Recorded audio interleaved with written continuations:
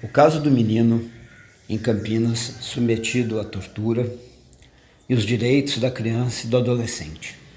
Não se defende, não se garante um direito desrespeitando outros. Bom dia, Cris, bom dia a todos os ouvintes e os ouvintes da Rádio Noroeste FM.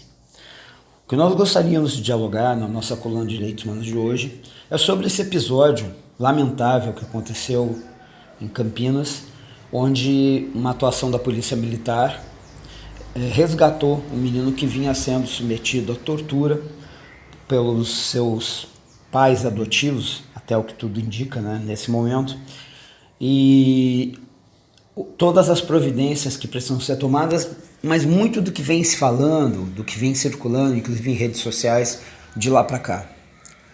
Qualquer pessoa que tem um compromisso mínimo com direitos humanos, como nós, repudiará essa violência, a violação de direitos contra essa criança e exigirá a apuração das responsabilidades e, acima de tudo, né, que sejam tomadas medidas para que ela possa ter uma vivência digna da infância e depois da adolescência.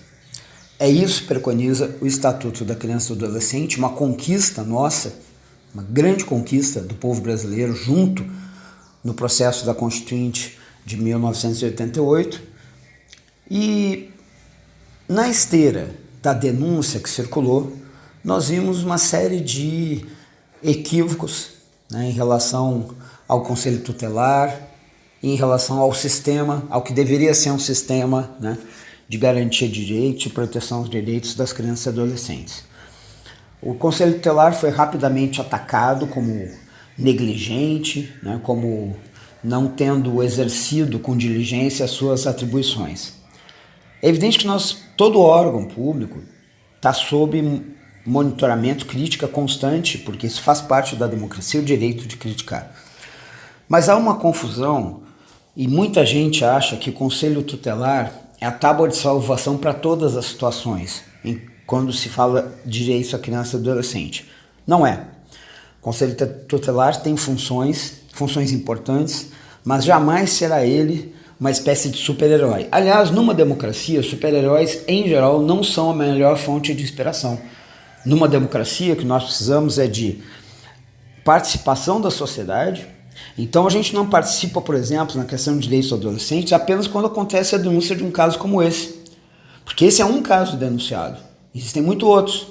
Será que nós imaginamos que todas as crianças e adolescentes em Campinas atendidas por instituições estão sendo bem atendidas? Nós temos essa certeza? Então, primeiro, compromisso com a questão dos direitos da criança e do adolescente não é só quando vem uma notícia como essa e aí se cria um clima de indignação. A indignação ela é legítima. Agora, indignação sem um rumo correto, sem um encaminhamento correto, ela não serve para nada. Apenas para criar situações, inclusive, que colocam em risco as pessoas, como por exemplo, têm sido ameaçadas, têm circulado mensagens com ameaças às pessoas do Conselho Tutelar. Aqui é legítimo questionar o Conselho Tutelar, sim, mas aqui é importante observar um outro ponto. E isso, infelizmente, muitas pessoas parece que não queriam ver. O Conselho Tutelar, ele não tem sequer instrumental, do ponto de vista das suas atribuições, para determinar uma providência, para garantir que uma providência seja atendida. Por exemplo, um caso em que fosse necessário um acolhimento, uma internação, se fosse essa situação, o Conselho Tutelar ele não dispõe de um poder próprio para isso, ele depende do encaminhamento aos órgãos competentes. Aí nós vamos falar de um sistema, né, de atendimento aos direitos da criança e adolescente que está na esfera da assistência social. A assistência social, e tem pessoas muito valorosas e comprometidas com direitos da criança e adolescente, com outros direitos do ponto de vista da assistência. Nós temos trabalhadores na assistência bastante comprometidos. Mas existe um problema muito sério na assistência que precisa ser considerado. Em primeiro lugar, a maior parte da atenção do atendimento à criança e adolescente em Campinas é feito por entidades terceirizadas. tem sido utilizado um nome, que é um nome que parece que é escapado, a palavra terceirização, cofinanciadas.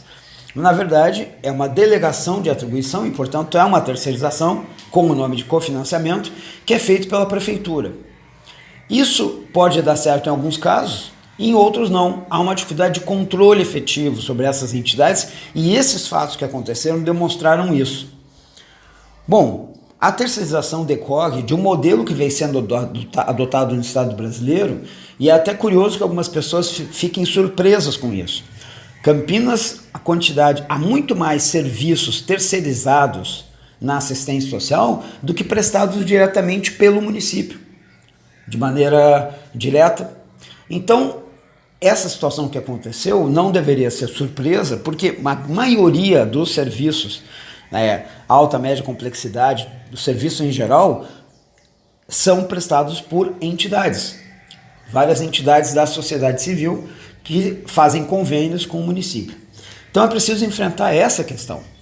Por outro lado, importante também lembrar que a questão dos direitos da criança e do adolescente tem estado permanentemente sob ataque, porque existe na sociedade gente como, por exemplo, um dos filhos do presidente da República, Jair Bolsonaro, o Eduardo Bolsonaro, que tem uma proposta para reduzir a idade penal.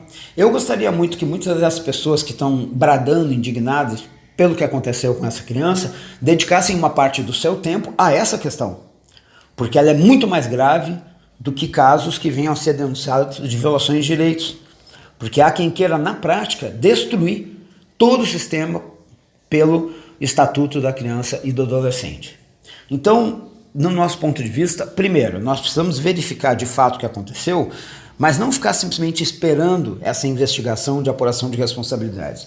É preciso, de imediato, que nós tenhamos, com a participação da Prefeitura, da Secretaria Municipal de Assistência Social, Ministério Público, tanto a Promotoria da Infância e da Adolescência quanto a Promotoria de Direitos Humanos, a possibilidade de estabelecer uma outra forma de monitoramento sobre esses serviços que vêm sendo prestados por essas entidades. Isso, enquanto nós tentamos, e aí é um embate político, não adianta, é um embate político, nós tentamos reverter essa avassaladora terceirização que aconteceu na assistência. Não se iludam, não será feito de um dia para o outro, porque o percentual de serviços prestados pelas entidades terceirizadas, que eles chamam de cofinanciadas, é muito grande. Agora, nós precisamos, no mínimo, enquanto não revertamos isso, estabelecer um controle efetivo sobre a maneira como os serviços são prestados. E é isso que nós precisamos ter como prioridade nesse momento, além da apuração desse caso específico, conseguir avançar num sistema adequado de monitoramento sobre esses serviços. O Fórum Municipal de Direitos Humanos de Campinas já está se organizando para essa iniciativa e teremos reunião agora na sexta-feira, mas é importante perguntar como tem sido feito essa fiscalização do ponto de vista efetivo, ou seja, como os serviços estão sendo feitos pelos conselhos, o Conselho Municipal da Assistência Social e o Conselho Municipal dos Direitos da Criança e do Adolescente. Porque será que nós devemos imaginar que esses conselhos vão simplesmente olhar prestações de contas financeiras, aprovar ou não aprovar? Como está sendo o controle efetivo da prestação desses serviços? Se esses conselhos não fizerem isso, é atribuição deles. Nós temos que perguntar por que não. Então isso é necessário saber. Se esses conselhos estão efetivamente exercendo essa atribuição, e nós precisamos chamar todas e todos para esse debate e para esse diálogo.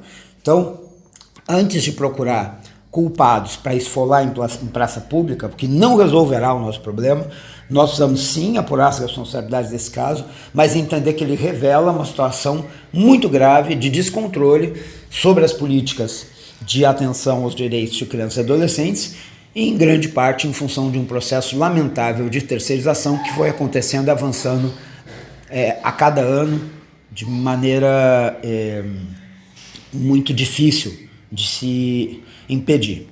É importante lembrar, essa diretriz de terceirização em estado mínimo está presente, inclusive, em atitudes como a emenda 95 com teto de gastos. Então, tudo isso tem efeito e nós precisamos enfrentar conjuntamente. Não adianta achar que vai pegar um caso e que vai fazer disso aí exemplo, não. Não vai. Nós vamos enfrentar essa questão de maneira sistêmica. Precisa sim ter apuração das responsabilidades nesse caso, mas nós precisamos também dar conta de enfrentar essa situação de maneira mais global, não só em Campinas, mas em todo o Brasil. Acima de tudo, porque nós vamos reafirmar o nosso compromisso com a defesa intransigente dos direitos da criança e do adolescente. Muito obrigado.